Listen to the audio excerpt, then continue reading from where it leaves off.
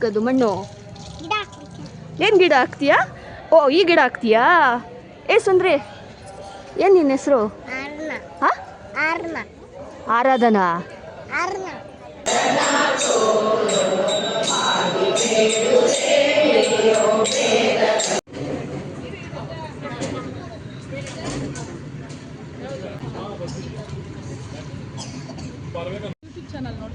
ಯಾವಾಗಿಂದ? ಹೇಗಿದೆ? ಚೆನ್ನಾಗಿದೆ, ತುಂಬ ಚೆನ್ನಾಗಿ ಮಾಡ್ತಿದ್ದಾರೆ. ನೋಡ್ತಾ ಇರ್ತೀನಿ. ಥ್ಯಾಂಕ್ ಯು ಹಿಂಗೆ ನೋಡಿ ಸಪೋರ್ಟ್ ಮಾಡ್ತಾ ಇರ್ರಿ. ಎಲ್ಲರಿಗೂ ನಮಸ್ಕಾರ, ರುಚಿ ಮನೆಗೆ ಸ್ವಾಗತ. ಯಾರೆಲ್ಲ ನನ್ನ ಯೂಟ್ಯೂಬ್ ಚಾನಲ್ನ ಸಬ್ಸ್ಕ್ರೈಬ್ ಮಾಡದೆ ನೋಡ್ತಾ ಇದ್ದೀರೋ ಪ್ಲೀಸ್ ಸಬ್ಸ್ಕ್ರೈಬ್ ಮಾಡ್ಕೊಳ್ಳಿ. ಹಾಗೆ ಒಂದು ಲೈಕ್ ಮಾಡಿ, ಶೇರ್ ಮಾಡಿ, ಕಮೆಂಟ್ ಮಾಡೋದನ್ನ ಮರಿಬೇಡಿ. ಇದು ಟೆಸ್ಟ್ ವ್ಲಾಗ್. ಗುರುವಾರ ಬೆಳಗ್ಗೆನೇ ಬಾಗಿಲಿಗೆ ನೀರು ಹಾಕೋಣ ಅಂತ ಬಂದೆ 5 ಗಂಟೆಲಿ. ಸ್ವಲ್ಪ ಕತ್ಲೇನೇ ಇತ್ತು, 5 ಗಂಟೆ ಸ್ವಲ್ಪ ಜಾಸ್ತಿನೇ ಕತ್ಲಿತ್ತು. ಹಾಗಾಗಿ ಟಿಫನ್ ಎಲ್ಲ ಮಾಡಿಟ್ಬಿಟ್ಟು ಆಮೇಲೆ ಬಾಗಿಲಿಗೆ ನೀರು ಹಾಕೋಣ ಅಂತ ಹೋದೆ. ಅಂದರೆ ನಮ್ಮ ಮನೆ ಹತ್ರ ಸ್ವಲ್ಪ ಭಯ ಆಗುತ್ತೆ ನನಗೆ, ಬೆಳಗ್ಗೆ ಟೈಮು ಸ್ವಲ್ಪ ಕತ್ಲೆ ಇರಬೇಕಾದ್ರೆ ಬಾಗಿಲಿಗೆ ನೀರೆಲ್ಲ ಹಾಕೋದಕ್ಕೆ. ಅಂದರೆ ಆ ಕಡೆ ಈ ಕಡೆ ಏನು ಮನೆ ಇಲ್ವಲ್ಲ, ಹಾಗಾಗಿ ಸ್ವಲ್ಪ ಭಯ ಆಗುತ್ತೆ. ಬಾಗಿಲೆಲ್ಲ ತೆಗೆದ್ಬಿಟ್ಟು ಆದಮೇಲೆ ದೇವ್ರ ಮನೆ ಹತ್ರ ಬಂದು ದೇವ್ರಿಗೊಂದು ನಮಸ್ಕಾರ ಮಾಡಿ ಇವತ್ತಿನ ತಿಂಡಿಗೆ ನಾನು ಕಡಲೆಕಾಳನ್ನ ನೈಟೇ ನೆನೆಸಿಟ್ಟಿದ್ದೆ. ಕಡಲೆಕಾಳು ಮತ್ತು ಪಾಲಕ್ ಸೊಪ್ಪು ಹಾಕಿ ಸಾಗು ಮಾಡೋಣ ಅಂತ ಹೇಳಿ. ಇದು ಟೇಸ್ಟ್ ಒಂಥರ ಡಿಫ್ರೆಂಟಾಗಿ ತುಂಬಾ ಚೆನ್ನಾಗಿರುತ್ತೆ. ಅಂದರೆ ಕಡಲೆಕಾಳು ಪ್ರೋಟೀನ್ ತುಂಬಾ ಇದೆಯಲ್ವ, ಹಾಗಾಗಿ ಪಾಲಕ್ ಸೊಪ್ಪು ಮತ್ತು ಕಡಲೆಕಾಳು ಹಾಕಿ ಸಾಗು ಮಾಡೋಣ, ಒಂಥರ ಟೇಸ್ಟ್ ಚೆನ್ನಾಗಿರುತ್ತೆ ಅಂತ ಹೇಳಿ ಮಾಡ್ತಾಯಿದ್ದೀನಿ. ಫಸ್ಟ್ ಒಂದು ಸಾರಿ ಮಾಡಿದ್ದೆ ನಾನು, ಇದು ಸೆಕೆಂಡ್ ಟೈಮ್ ಮಾಡ್ತಾ ಇರೋದು. ಫಸ್ಟ್ ಟೈಮ್ ಮಾಡಿದಾಗೆ ಸಿಕ್ಕಾಪಟ್ಟೆ ಇಷ್ಟ ಆಯಿತು. ಹಾಗಾಗಿ ಪ್ರೀತು ಮತ್ತೆ ಕೇಳಿದಾಗ ಇದೇ ಮಾಡ್ಕೊಂಡು ಕೊಡು, ಪಾಲಕ್ ಸಾಗು ಮತ್ತು ಕಡಲೆಕಾಳು ಹಾಕಿ ಮಾಡು ಅಂತ ಹೇಳಿತು. ಹಾಗಾಗಿ ಚಪಾತಿ ಮಾಡಿ ಪಾಲಕ್ ಸಾಗು ಮಾಡೋಣ ಅಂತ ಹೇಳಿ ಟಿಫನ್ಗೆ ಬಾಕ್ಸ್ಗೂ ಆಗುತ್ತಲ್ಲ ಮಕ್ಕಳಿಗೆ ಅಂತ ಹೇಳಿ ಕಡಲೆಕಾಳನ್ನ ಫಸ್ಟ್ ಒಂದು 2-3 ವಿಜಿಲ್ಲು ಕೂಗಿಸ್ಕೊಂಡು ಆಮೇಲೆ ಪಾಲಕ್ ಸೊಪ್ಪು, ಬೆಳ್ಳುಳ್ಳಿ, ಶುಂಠಿ ಸ್ವಲ್ಪ ಬೇಯಿಸ್ಕೊಂಡು ಅದಕ್ಕೆ ಸ್ವಲ್ಪ ಮೊಸರು ಆರಿದ್ಮೇಲೆ ಸ್ವಲ್ಪ ಮೊಸರು ಹಾಕಿ ರುಬ್ಕೋಬೇಕು. ಇವಾಗ ಒಂದು ಪ್ಯಾನ್ಗೆ ಎಣ್ಣೆ ಚೆನ್ನಾಗಿ ಕಾದ ನಂತರ ಜೀರಿಗೆ ಒಗ್ಗರಣೆಗೆ ಹಾಕೋಬೇಕು. ಜೀರಿಗೆ, ಸಣ್ಣಗೆ ಹೆಚ್ಚಿರೋ ಈರುಳ್ಳಿ, ಒಂದು ದಪ್ಪ ಈರುಳ್ಳಿ ಆದರೆ ಸಾಕು. ಟೇಸ್ಟ್ ಅಂತೂ ತುಂಬ ಚೆನ್ನಾಗಿರುತ್ತೆ. ಈ ಪಾಲಕ್ ಸಾಗು ಚಪಾತಿಗೆ ಮತ್ತು ಪೂರಿಗೆ ಎರಡಕ್ಕೂ ತುಂಬಾ ಚೆನ್ನಾಗಿರುತ್ತೆ. ರೈಸ್ ಜೊತೆಗೂ ಟೇಸ್ಟ್ ಸೂಪರಾಗಿರುತ್ತೆ. ಈರುಳ್ಳಿ ಸ್ವಲ್ಪ ಬ್ರೌನ್ ಕಲರ್ ಆದ ನಂತರ ಕರಿಬೇವಿನ ಸೊಪ್ಪು, ಆಮೇಲೆ ಸ್ವಲ್ಪ ಅರಿಶಿನ, ಧನಿಯಾ ಪೌಡ್ರು, ಸ್ವಲ್ಪ ಸಾಂಬಾರು ಪೌಡ್ರು, ಒಂಚೂರು ಗರಂ ಮಸಾಲೆ, ಇದಿಷ್ಟನ್ನು ಹಾಕ್ಕೊಂಡು ಎಣ್ಣೆಯಲ್ಲಿ ಚೆನ್ನಾಗಿ ಫ್ರೈ ಮಾಡ್ಕೋಬೇಕು. ಈ ಥರ ಫ್ರೈ ಮಾಡಿಕೊಂಡು ಎಣ್ಣೆಯಲ್ಲಿ ಅದೆಲ್ಲ ವಾಸನೆ ಹೋಗಬೇಕಲ್ಲ, ಮಸಾಲೆ ವಾಸನೆ ಎಲ್ಲ ಹೋಗಿದ್ದಾದ್ಮೇಲೆ ಈ ಕಡಲೆಕಾಳು ಬೇಯಿಸ್ಕೊಂಡಿರ್ತೀರಿ ನೋಡು, ಅದೇ ನೀರು ಹಾಕ್ಕೊಳ್ಳೋಣ. ಬೇರೆ ನೀರಿನ ಸೇರಿಸೋದು ಬೇಡ. ಕಾಳು ಬೇಯಿಸಿರ್ತೀವಲ್ಲ, ಕಡಲೆಕಾಳು ನೀರನ್ನೇ ಹಾಕಿ ಒಂದು 5 ನಿಮಿಷ ಕುದಿಯೋದಕ್ಕೆ ಬಿಡಬೇಕು. ಅದು ಚೆನ್ನಾಗಿ ಕುದೀತಾ ಇರಬೇಕಾದ್ರೆ ಇವಾಗ ನಾವು ಪಾಲಕ್ ಸೊಪ್ಪನ್ನ ರುಬ್ಕೊಂಡಿರ್ತೀವಲ್ಲ, ಪಾಲಕ್ ಸೊಪ್ಪನ್ನ ಅದನ್ನು ಹಾಕಿ ಚೆನ್ನಾಗಿ ಮಿಕ್ಸ್ ಮಾಡಬೇಕು. ಚೆನ್ನಾಗಿ ಮಿಕ್ಸ್ ಮಾಡಿ ಒಂದು 5 ನಿಮಿಷ ಅದು ಚೆನ್ನಾಗಿ ಫ್ರೈ ಆಗಬೇಕು ಎಣ್ಣೆಯಲ್ಲಿ. ಅದೆಲ್ಲ ಫ್ರೈ ಆದ ನಂತರ ರುಚಿಗೆ ತಕ್ಕಷ್ಟು ಉಪ್ಪು ಹಾಕಿದಲ್ಲ ಆದಮೇಲೆ ಅದು ಚೆನ್ನಾಗಿ ಕುದಿ ಬರ್ತಾ ಇರುತ್ತಲ್ಲ, ಆವಾಗ ನಾವು ಈ ಕಡಲೆಕಾಳನ್ನ ಬೇಯಿಸ್ಕೊಂಡಿರ್ತೀವಲ್ಲ, ಆ ಕಾಳು ಮತ್ತು ಕಾಳ್ದು ಸ್ವಲ್ಪ ನೀರಿರುತ್ತಲ್ಲ, ನಮಗೆ ಎಷ್ಟು ಬೇಕೋ ಅಷ್ಟು ನೋಡಿಕೊಂಡು ಎಷ್ಟು ತೆಳಬೇಕೋ ಅಷ್ಟು ಪಾಲಕ್ ಸಾಗುಗೆ ನಾವು ನೀರು ಹಾಕ್ಬಿಟ್ಟು ಬೇಯಿಸ್ಕೋಬೇಕು. ಇವಾಗಂತೂ ಟೇಸ್ಟು ತುಂಬಾ ಚೆನ್ನಾಗಿರುತ್ತೆ. ನೋಡ್ತಾ ಇದ್ದೀವಲ್ಲ, ಕಲರ್ ತುಂಬ ಚೆನ್ನಾಗಿದೆ. ಕೊನೆಯಲ್ಲಿ ಕೊತ್ತಂಬರಿ ಸೊಪ್ಪು ಮತ್ತು ಸ್ವಲ್ಪ ಕಸ್ತೂರಿ ಮೇಥಿ ಹಾಕಿದ್ರೆ ಈ ಸಾಗು ಅಂತೂ ರೆಡಿ.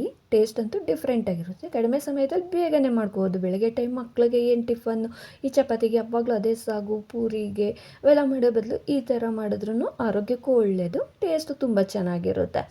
ಹಾಗಾಗಿ ಪಾಲಕ್ ಸಾಗು ಮತ್ತು ಚಪಾತಿ ಮಾಡಿ ಯಾವಾಗೂ ನಾನು ಸೌತೆಕಾಯಿ ಆಗಲಿ ಕ್ಯಾರೆಟ್ ಆಗಲಿ ಮಕ್ಳಿಗೆ ಕೊಡ್ತಾ ಇರ್ತೀನಿ. ಇವಾಗ ತುಂಬ ಬೇಸಿಗೆ ಬೇರೆ ಇದೆಯಲ್ವ, ಹಾಗಾಗಿ ಸೌತೆಕಾಯಿ ಜಾಸ್ತಿ ಮಕ್ಳಿಗೆ ಕೊಡ್ತಾ ಇರ್ತೀನಿ ಟಿಫನ್ಗೆ. ಬೆಳಗ್ಗೆ ಟೈಮ್ ಅಷ್ಟರಲ್ಲಿ ಬೇಡ ಅಂತ ಹೇಳ್ತಾ ಇರ್ತಾರೆ, ಆದರೂ ಇಲ್ಲ ಸ್ವಲ್ಪ ಆದರೂ ತಿನ್ನು ಅಂತ ಹೇಳಿದ್ರೆ ಪಾಪ ಬೇಜಾರೇ ಮಾಡಲ್ಲ ಪ್ರೀತು ಅಂತೂ. ಮನೆಯೆಲ್ಲ ಇನ್ನು ಕ್ಲೀನ್ ಮಾಡಿ ಗುರುವಾರ ಇವತ್ತು ರಾಯರಿಗೆ ಹೋಗೋಣ ಅಂತ ಹೇಳಿ ಮನೆಯೆಲ್ಲ ಕ್ಲೀನ್ ಮಾಡ್ಕೊಳ್ತಾ ಇದ್ವಿ. ನಾನು ಸ್ನಾನ ಎಲ್ಲ ಮುಗಿಸ್ಕೊಂಡು ಬರೋ ಅಷ್ಟರಲ್ಲಿ ಇವತ್ತು ಬೇಗನೆ ಕೆಲಸ ಎಲ್ಲ ಮುಗಿದೋಯ್ತು. 7 ಗಂಟೆ ಅಷ್ಟರಲ್ಲೆಲ್ಲ ಬೇಗ ಕೆಲಸ ಮುಗೀತು. ಹಾಗಾಗಿ ಒಂದು ಸೀಮಂತ ಬೇರೆ ಇತ್ತು, ರಾಯರಿಗೆ ಹೋಗ್ಬಿಟ್ಟು ಹಾಗೆಯೇ ಒಂದು ಸೀಮಂತ ಕರಿಗೆ ಹೋಗೋಣ ಅಂತ ಹೇಳಿ ಎಲ್ಲ ದೇವ್ರ ಮನೆಯೆಲ್ಲ ನಾನು ರೆಡಿ ಮಾಡ್ಕೊಳ್ತಾ ಇದ್ದೆ. ಅಣ್ಣನೂ ಅಷ್ಟರಲ್ಲಿ ಬಂದರು. ಪ್ರೀತುನ ಬಿಡೋಕೆ ಹೋದಾಗೆ ಹಾಲು ತೊಗೊಬರ್ಬೇಕು. ನಮ್ಮ ಮನೆಗೆಲ್ಲ ಹಾಲು ಹಾಕಿಸ್ಕೊಳ್ಳಲ್ಲ. ಪ್ರತಿ ದಿವಸ ಅಣ್ಣ ಪ್ರೀತುನ ಬಿಡೋಕೆ ಹೋದಾಗ ಬೆಳಗ್ಗೆ 6:30ಗೆಲ್ಲ ಹೋಗುತ್ತಲ್ಲ, ಹಾಗಾಗಿ ಅವಾಗೇ ಹಾಲು ತೊಗೊಬಂದುಬಿಡುತ್ತೆ. ನನಗೆ ಏನಾದರೂ ರೇಷನ್ ಬೇಕು ಅಂತಂದರೆ ಅವಾಗೆ ಹೇಳ್ಬಿಡ್ತೀನಿ ಅಣ್ಣಂಗೆ. ಇವತ್ತು ಸ್ವಲ್ಪ ಸಕ್ಕರೆ ಟೀ ಪುಡಿ ಎಲ್ಲ ಖಾಲಿಯಾಗಿತ್ತು. ಜೊತೆಗೆ ನಮ್ಮಣ್ಣ ಕಾಫಿ ಪುಡಿ ನಾನು ಲಾಸ್ಟ್ ಟೈಮ್ ದೊಡ್ಡದೇ ತರಿಸಿದೆ, ಆದರೂ ಇವತ್ತು ಮತ್ತೆ ಅದೇ ಕಾಫಿ ಪುಡಿ ತೊಗೊಬಂದಿತ್ತು. ಅದಕ್ಕೆ ಕಾಫಿ ಸಿಕ್ಕಾಪಟ್ಟೆ ಇಷ್ಟ, ಅದರಲ್ಲೂ ಬ್ರೂ ಕಾಫಿ ಅಂದರೆ ಸಿಕ್ಕಾಪಟ್ಟೆ ಇಷ್ಟ. ನಾನು ಪೂಜೆಗೆ ಅಂತ ಹೇಳಿ ಹೂವು ಹೇಳಿದೆ, ಅಣ್ಣ ಎಲ್ಲ ತೊಗೊಬಂದಿದ್ದೆ, ಹೂವನ್ನೇ ಮರ್ತ್ಬಿಟ್ಟು ಬಂದುಬಿಟ್ಟಿತ್ತು. ಇನ್ನು ಇರೋ ಹೂವದಲ್ಲೇ ಇಟ್ಟು ಪೂಜೆ ಮಾಡಬೇಕಲ್ಲ ಅಂತ ಹೇಳಿ ಸ್ವಲ್ಪನೇ ಇತ್ತು ರೋಸ್ ಹೂವು ಮತ್ತು ಸಾಮಂತಿಗೆ ಹೂವು, ಅದನ್ನೇ ಇಟ್ಟು ಪೂಜೆಗೆಲ್ಲ ರೆಡಿ ಮಾಡಿಕೊಂಡೆ. ಬೆಳಗ್ಗೆ ಟೈಮ್ ನಮ್ಮ ಮನೆ ಹತ್ರ ಹೂವನೂ ಬರೋದಿಲ್ಲ, ಹಾಗಾಗಿ ನಾವು ಹೊರಗಡೆ ಹೋದಾಗೆ ತೊಗೊಬಂದುಬಿಡಬೇಕು. ನೆನ್ನೆ ಎಲ್ಲ ನಾವು ಸಿಟಿಗೆ ಹೋಗಿದ್ವಿ, ಅಂದರೆ ಲೇಟಾಗೋಯಿತು ನಾವು ಶಾಪಿಂಗ್ ಮುಗಿಸೋ ಅಷ್ಟರಲ್ಲೇ, ಹಾಗಾಗಿ ಹೂವನೂ ತೊಗೊಬರೋದಕ್ಕಾಗಿಲ್ಲ. ಆದರೆ ಪ್ರತಿ ದಿವಸ ನಾನು ಪೂಜೆ ಮಾಡಬೇಕಾದ್ರೆ ಬೆಳಗ್ಗೆ ಟೈಮೇ ಅಣ್ಣನಿಗೆ ಹೇಳ್ಬಿಡ್ತಾಯಿದ್ದೆ ಹೂವು ತೊಗೊಬರೋದಕ್ಕೆ. ಈ ಸಾರಿ ಅದಕ್ಕೆ ಫೋನ್ ಮಾಡೋ ಅಷ್ಟರಲ್ಲಿ ಅಣ್ಣನೂ ಫೋನ್ ಬ್ಯುಸಿ ಬರ್ತಾಯಿತ್ತು, ಹಾಗಾಗಿ ಅದಕ್ಕೆ ಬಿಡೋ ಹೇಗಿದ್ರು ಹೂವು ಇವತ್ತು ಗುರುವಾರ ಅಲ್ವಾ, ಹೂವು ತೊಗೊಂಬಂದೇ ಬರ್ತಾರೆ ಅಂತ ಅಂದ್ಕೊಂಡ್ರೆ ನೋಡಿದ್ರೆ ಅಣ್ಣನೂ ಹೂವು ತೊಗೊಬಂದಿರಲಿಲ್ಲ. ಸ್ವಲ್ಪ ಟೀ ಪುಡಿ ಕಾಫಿ ಪುಡಿ ಇದೇ ಅಣ್ಣನ ತಲೆಯಲ್ಲಿತ್ತು ಅನಿಸುತ್ತೆ, ಹಾಗಾಗಿ ತೊಗೊಬಂದಿರಲಿಲ್ಲ. ನಾನು ಅದನ್ನೇ ಹೇಳ್ತಾ ಇದ್ದೆ, ಇರೋ ಕಾಫಿ ಪುಡಿ ಮಾತ್ರ ಕಾಫಿ ಪುಡಿ ಪೌಡ್ರು ತೊಗೊಬಂದು ಫಸ್ಟೇ ಇಟ್ಬಿಡ್ತೀಯಾ, ಅಲ್ಲಿ ತೊಗೊಂಬಂದಿದ್ಯಾ, ಮತ್ತು ಇದು ತೊಗೊಬರ್ಬೇಕಲ್ಲ ಹೂವು ಅಂದದಕ್ಕೆ, ಯಾಕೆ ಹೂವು ಇರಲಿಲ್ವಾ ಅಂತ ಆಮೇಲೆ ಕೇಳ್ತಾಯಿದ್ರು ನಮ್ಮ ಅಣ್ಣ. ಆಮೇಲೆ ಇಲ್ಲ ಹೂವು ಖಾಲಿಯಾಗಿತ್ತು ಅಂತಂದರೆ ಒಂದೊಂದು ಹೂವನ್ನೇ ಇಟ್ಬಿಟ್ಟು ಪೂಜೆ ಮಾಡೋಕ್ಕೆ. ಮನೆ ಹತ್ರ ಬೇರೆ ಎಲ್ಲ ಗಿಡನ ಕಟ್ ಮಾಡಿಬಿಟ್ಟಿದ್ರಿ, ದಾಸವಾಳ ಹೂವನೂ ಇಲ್ಲ ಇವಾಗ. ಬಂದರೆ ಎಲ್ಲ ಹೂವನೂ ಒಂದೇ ಸಾರಿ ಬರುತ್ತೆ, ಇಲ್ಲ ಅಂದರೆ ಹೂವನೇ ಇರೋದಿಲ್ಲ. ಇವಾಗ ಕಾಕಡ ಹೂವನೂ ಎಲ್ಲ ಖಾಲಿಯಾಗಿಬಿಟ್ಟೈತೆ, ಅದು ಬಿಡ್ತಾ ಇರಲಿಲ್ಲ. ಹಾಗಾಗಿ ಎಲ್ಲ ಗಿಡಗಳೆಲ್ಲ ನಾವು ಕಟ್ ಮಾಡಿಬಿಟ್ವಿ. ಇನ್ನು ಪೂಜೆ ಎಲ್ಲ ಮುಗಿಸಿದೆಲ್ಲ ಆದಮೇಲೆ ಇನ್ನು ಫಂಕ್ಷನ್ಗೆ ಬೇರೆ ಹೋಗ್ಬೇಕಾಗಿತ್ತಲ್ಲ, ಅಣ್ಣನ ಕೇಳಿದ್ವಿ ರಾಯರಿಗೆ ಹೋಗೋಣ ಅಂತ ಹೇಳಿ. ನಾನು ರಾಯರಿಗೆ ಹೋಗಿ ತುಂಬ ದಿನದಿಂದ ಹೋಗೇ ಇರಲಿಲ್ಲ, ಆಗಲೇ ಒಂದು 20 ಡೇಸ್ ಮೇಲಾಗೋಗಿತ್ತು ರಾಯರಿಗೆ ಹೋಗಿ. ಅಣ್ಣನ ಕೇಳೋದಕ್ಕೆ ಸರಿ ಬಿಡ್ತೀನಿ ಅಂತ ಹೇಳಿ. ಇವಾಗ ತುಂಬ ಬಿಸಿಲು ಬೇರೆ ಇದೆಯಲ್ವ, ಹಾಗಾಗಿ ರೆಡಿ ಆಗ್ರಿ ಹೋಗೋಣ ಅಂತ ಹೇಳಿದರು. ನಾವೊಂದು ಪೂಜೆ ಎಲ್ಲ ಮುಗಿಸಿ ಅಂದರೆ ರಾಯರಿಗೆ ಹೋಗ್ಬಿಟ್ಟು ಆಮೇಲೆ ಬಂದು ಟಿಫನ್ ಮಾಡೋಣ ಅಂತ ಫಸ್ಟೇ ಅಂದ್ಕೊಂಡಿದ್ವಿ. ತುಂಬ ಸಾರಿ ಹಾಗೆ ಹೋಗ್ತೀರಿ, ರಾಯರಿಗೆ ಹೋಗ್ಬಿಟ್ಟು ಬೇಗನೆ ಬರ್ತೀವಲ್ಲ, ಹಾಗಾಗಿ ಬಂದಿದ್ದಾದ್ಮೇಲೆ ಟಿಫನ್ ಮಾಡ್ತಾಯಿದ್ವಿ. ಇವತ್ತು ಅದಕ್ಕೆ ಹಾಗೆ ಹೇಳಿದ್ರು. ಆಮೇಲೆ ಒಂದು ಸೀಮಂತದ ಬೇರೆ ಇತ್ತಲ್ಲ, ಅಲ್ಲಿ ಹೋಗ್ಬೇಕಲ್ಲ ಅಂತ ಹೇಳಿದೆ. ಪರವಾಗಿಲ್ಲ ಬಿಡು, ಅಲ್ಲೇ ಹೋಗ್ಬಿಟ್ಟು ಊಟ ಮಾಡೋಣ ಒಟ್ಟಿಗೆ ಅಂತ ಹೇಳಿದ್ರು. ಸರಿ ಅಂತ ಹೇಳಿ ನಾನು ಪೂಜೆ ಎಲ್ಲ ಮುಗಿಸಿ ಬರೋಷ್ಟರಲ್ಲಿ ಅದಕ್ಕೇನು ಪೂಜೆ ಎಲ್ಲ ಮಾಡಿ ಬಂದು ಅವರು ರೆಡಿ ಆಗ್ತಾಯಿದ್ರು. ಇವಾಗಂತೂ 9 ಗಂಟೆ 10 ಗಂಟೆಗೆಲ್ಲ ತುಂಬಾ ಬಿಸಿಲಿದೆಯಲ್ಲ, ಹೊರಗಡೆ ಹೋಗೋದಕ್ಕೂ ಆಗೋಲ್ಲ. ಅದು ಬೇರೆ ನಮ್ಮ ಮನೆಯಿಂದ ಸ್ವಲ್ಪ ಹತ್ರನೇ ಇರೋದು, 1.5 ಕಿಲೋಮೀಟರ್ 2 ಕಿಲೋಮೀಟ್ರ್ ಅಷ್ಟೇ ಇರೋದು ರಾಯರ ದೇವಸ್ಥಾನ.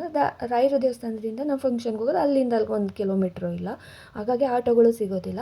ಅಣ್ಣ ಅದಕ್ಕೆ ನಾನೇ ಡ್ರಾಪ್ ಮಾಡ್ತೀನಿ ಬನ್ನಿ, ರಾಯರಿಗೆ ಕರ್ಕೊಂಡು ಹೋಗ್ತೀನಿ ಅಂತ ಹೇಳಿದ್ರು. ಆಮೇಲೆ ಇವಾಗ ನಮ್ಮ ಜೊತೆ ಬಂದರೆ ಅಣ್ಣನೂ ರಾಯರ ದೇವಸ್ಥಾನಕ್ಕೆ ಬರ್ತಾರಲ್ಲ ಅಂತ ಅದಕ್ಕೆ ಹೇಳಿದ್ರು. ಹಾಗಾಗಿ ಆಯಿತು ರೆಡಿ ಆಗೋಣ ಅಂದ್ಕೊಂಡ್ವಿ. ನೆನ್ನೆ ದಿವಸನೇ ನಾವು ಸೀಮಂತಕ್ಕೆ ಅಂತ ಹೇಳಿ ಒಂದು ಸೀರೆ ಎಲ್ಲ ತೊಗೊಬಂದಿದ್ವಿ, ಅದಕ್ಕೆ ಸೀರೆ ಎಲ್ಲ ಬೇಗ ಎತ್ಕೊಳ್ತಾ ಇದ್ದರು. ಇನ್ನು ಅಣ್ಣ ಬಿಟ್ಬಿಟ್ಟು ಹೋದ್ರೆ ಇನ್ನು ನಡ್ಕೊಂಡು ಹೋಗ್ಬೇಕಲ್ಲ ಅನ್ನೋದು ಒಂದು. ಸರಿ ಅಂತ ಅಂದ್ಬಿಟ್ಟು ಸ್ವಲ್ಪ ಬೇಗನೆ ಆಗೋಗಿತ್ತು, 9:45 ನಾವು ರೆಡಿ ಆಗಿಬಿಟ್ಟಿದ್ರಿ. ಇದು ಕೆಲಸನೂ ಬೇಗನೆ ಮುಗಿದೋಗಿತ್ತಲ್ಲ. ಹೆಣ್ಮಕ್ಳೆಲ್ಲನ ಫಂಕ್ಷನ್ಗೆ ಹೋಗ್ಬೇಕಂದ್ರೆ ಬೇಗ ರೆಡಿ ಆಗ್ತಾರೆ ಅನಿಸುತ್ತೆ, ಆದರೆ ನಮ್ಮ ಮನೇಲಿ ಯಾವಾಗಲೂ ಲೇಟ್ ಆಗೋದು.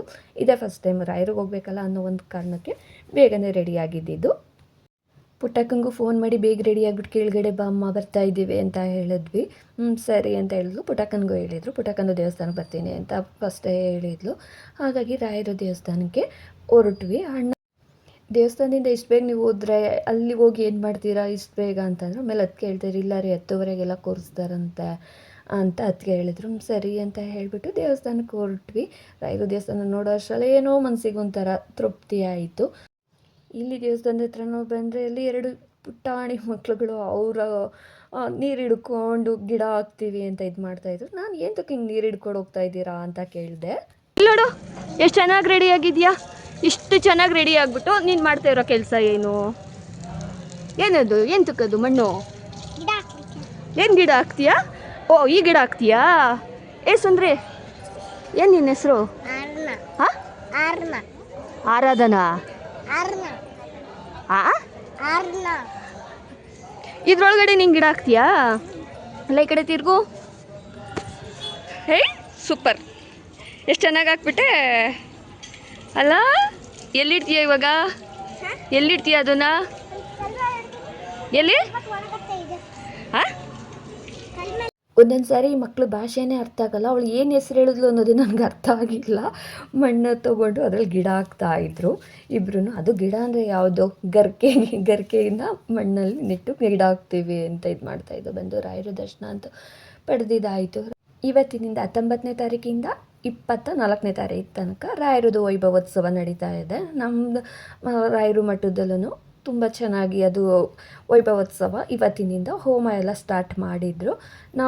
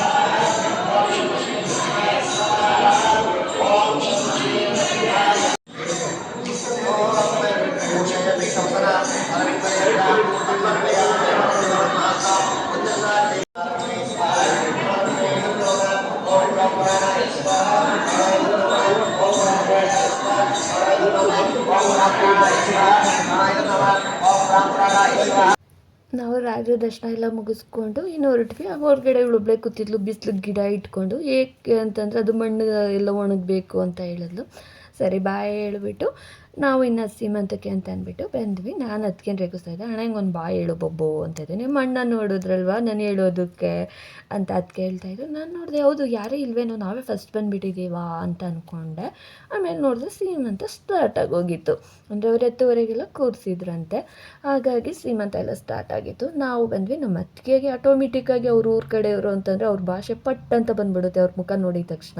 ಇನ್ನು ನಮ್ಮ ಕಡೆ ಇತ್ತು ಅಂತಂದರೆ ನಮ್ಮ ಥರನೇ ಮಾತಾಡ್ತಾ ಇರ್ತಾರೆ. ಆದರೆ ಅವ್ರ ಕಡೆ ಯಾರನ್ನ ಬಂದರೆ ಇಲ್ಲ ಅದಕ್ಕೆ ಊರಿಗೆ ಹೋದರೆ ಆಟೋಮೆಟಿಕ್ಕಾಗಿ ಅವ್ರ ಭಾಷೆ ಎಷ್ಟು ಚೆನ್ನಾಗಿ ಮಾತಾಡ್ಬಿಡ್ತಾರೆ ಇದ್ದಕ್ಕಿದ್ದಾಗೇ. ಅದಕ್ಕೆ ಯಾವ ಭಾಷೆ ಮಾತಾಡ್ತಾರೆ ಅನ್ಕೋಬೇಡ್ರಿ, ಕನ್ನಡನೇ ಮಾತಾಡೋದು. ಆದರೆ ಹೊಸಕೋಟೆ ಕಡೆ ಒಂಥರ ಮಾತಾಡ್ತಾರಲ್ಲ, ಹಾಗಾಗಿ ನಮ್ಮ ಕಡೆ ಒಂಥರ ಅದು ನಾನು ಅದಕ್ಕೆ ಅವ್ರ ಊರಿಗೆ ಹೋದರೆ ಸಾಕು ಕರೆಕ್ಟಾಗಿ ಅವ್ರ ಥರನೇ ಮಾತಾಡ್ಬಿಡ್ತಾರೆ. ಇದು ನಾವು ಸೀಮಂತಕ್ಕೆ ಬಂದಿದ್ದು ಅದಕ್ಕೆ ರಿಲೇಟಿವು. ಹಾಗಾಗಿ ಅಂದರೆ ನಮ್ಮೂರ ಹತ್ರನೇ ಕೊಟ್ಟಿರೋದು, ನಮ್ಮೂರ ಪಕ್ಕನೇ. ಹಾಗಾಗಿ ಸೀಮಂತಕ್ಕೆ ಬಂದಿದ್ದು ನಾವು. ಅವ್ರ ಊರವರೆಲ್ಲರೂ ಬಂದಿದ್ರಲ್ಲ ಅವ್ರ ಕಡೆಯವರು. ಹಾಗಾಗಿ ಅದಕ್ಕೆ ಅವ್ರ ಜೊತೆ ಮಾತಾಡ್ತಾ ಇದ್ದಿದ್ದು ನೋಡಿಬಿಟ್ಟು ನಾವು ರೇಗಿಸ್ತಾ ಇದ್ವಿ ಅದಕ್ಕೆನ. ಹೇಗೆ ಬಬ್ಬು ನೀನು ನಿಮ್ಮೂರವ್ರನ್ನ ಯಾರನ್ನ ನೋಡಿದೆ ಅಂದರೆ ಅದು ಹೇಗೆ ಅವ್ರ ಭಾಷೆ ಹೇಗೆ ಮಾತಾಡ್ಬಿಡ್ತೀಯಾ ಅಂತ, ಅದು ಹಂಗೆ ಬಂದುಬಿಡುತ್ತಮ್ಮ ಅಂತ ಅದಕ್ಕೆ ಹೇಳ್ತಾ ಇದ್ರು.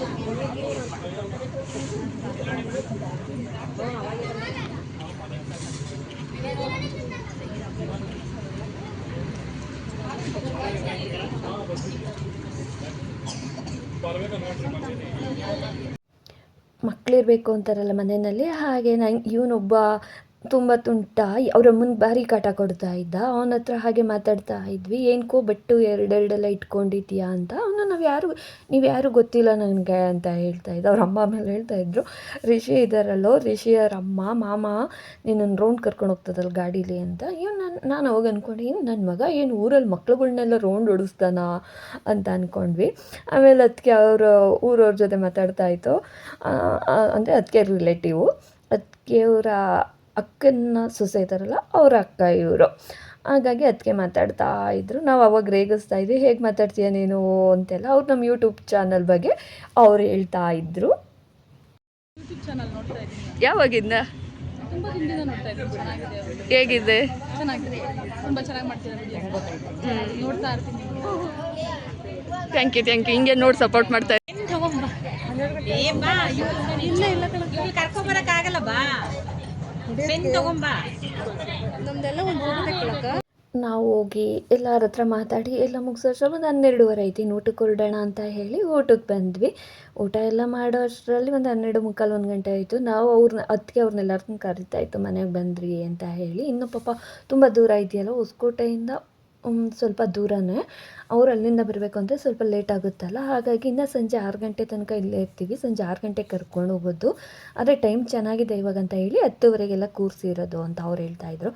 ಸರಿ ಎಲ್ಲ ಮುಗಿಸ್ಕೊಂಡಿದ್ದಾದ್ಮೇಲೆ ಬನ್ನಿ ಅಂತ ಅದಕ್ಕೆ ಹೇಳ್ತಾಯಿತ್ತು. ಹಾಗೇ ನಮ್ಮ ರಿಲೇಟಿವ್ಸ್ ಎಲ್ಲ ನಾವು ಊಟ ಮಾಡ್ಕೊಬರೋಷ್ಟ್ರಲ್ಲಿ ಬಂದರು. ಅದ್ರಲ್ಲಿ ಲತಕ್ಕ ಬಂದು ಪಾಪ ಊಟಕ್ಕೂ ಹೋಗ್ದಿರ ಕಾಯ್ಕೊಂಡು ಕೂತಿತ್ತು ಅವ್ರ ಅಮ್ಮ ಜೊತೆ, ಹೋಗೇ ಇಲ್ಲ ಊಟಕ್ಕೆ. ಹಾಗಾಗಿ ಎಲ್ಲ ಮಾತಾಡ್ಕೊಂಡು ಕೂತ್ಕೊಂಡ್ವಿ. ಆಮೇಲೆ ಲತಕ್ಕನ ತಂಗಿ ರೂಪ ಅವಳು ಬಂದು. ಆಮೇಲೆ ಎಲ್ಲರ ಹತ್ರ ಮಾತಾಡೋ ಟೈಮ್ ಹೋಗಿದೆ ಗೊತ್ತಾಗಿಲ್ಲ. 1:30 1:45 ಹಾಗೆ ಇನ್ನು ನಾವು ಮನೆಗೆ ಹೊರಡೋಣ ಅಂತ ಅಂದ್ಬಿಟ್ಟು ಬಂದ್ವಿ. ಆಟೋ ಬುಕ್ ಮಾಡಿದ್ರೆ ಒಂದು ತೊಗೊಂಡಿಲ್ಲ, ನಡ್ಕೊಂಡೇ ಹೋಗಬೇಕಲ್ಲ, ಸ್ವಲ್ಪ ದೂರನೇ ಇರೋದು ಅಂತ ಹೇಳಿ ಹೊರಟು ಬಂದ್ವಿ. ಇಲ್ಲಿಗೆ ಇವತ್ತಿನ ಈ ವ್ಲಾಗ್ ಎಂಡ್ ಆಗುತ್ತಿದೆ. Thank you.